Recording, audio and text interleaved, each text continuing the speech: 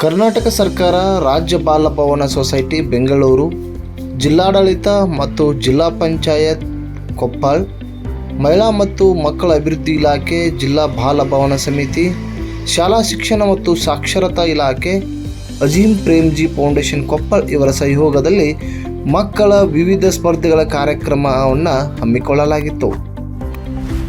ಕಾರ್ಯಕ್ರಮವನ್ನು ಕೊಪ್ಪಳ ನಗರದ ಸರ್ಕಾರಿ ಬಾಲಕಿಯರ ಮಾಧ್ಯಮಿಕ ಶಾಲೆಯಲ್ಲಿ ಹಮ್ಮಿಕೊಳ್ಳಲಾಗಿತ್ತು.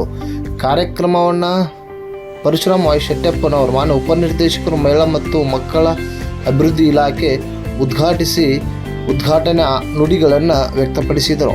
ಮುಖ್ಯ ಅತಿಥಿಗಳಾಗಿ ರೋಹಿಣಿ ಕೋಟ್ಕಾರ್, ಅತಿಥಿಗಳಾಗಿ ಯಲ್ಲಪ್ಪ, ಕಾರ್ಯಕ್ರಮದ ಅಧ್ಯಕ್ಷತೆಯನ್ನು ನಾರಾಯಣಪ್ಪ ಚಿತ್ರಗಾರ್ ಹಾಗೂ ಮತ್ತಿತರರು ಉಪಸ್ಥಿತಿಯಿದ್ದು ಕಾರ್ಯಕ್ರಮವನ್ನು ಯಶಸ್ವಿಗೊಳಿಸಿದರು. ಕಾರ್ಯಕ್ರಮದಲ್ಲಿ ವಿಜೇತ ಮಕ್ಕಳಿಗೆ ಬಹುಮಾನವನ್ನು ವಿತರಿಸುವ ಮೂಲಕ ಅಭಿನಂದಿಸಿದರು.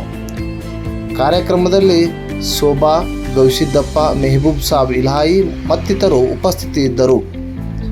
ಕಾರ್ಯಕ್ರಮದಲ್ಲಿ ಮಕ್ಕಳ ಜನಪದ ನೃತ್ಯ ಕಾರ್ಯಕ್ರಮವು ಎಲ್ಲರ ಮನಸೂರೆಗೊಳಿಸಿತು.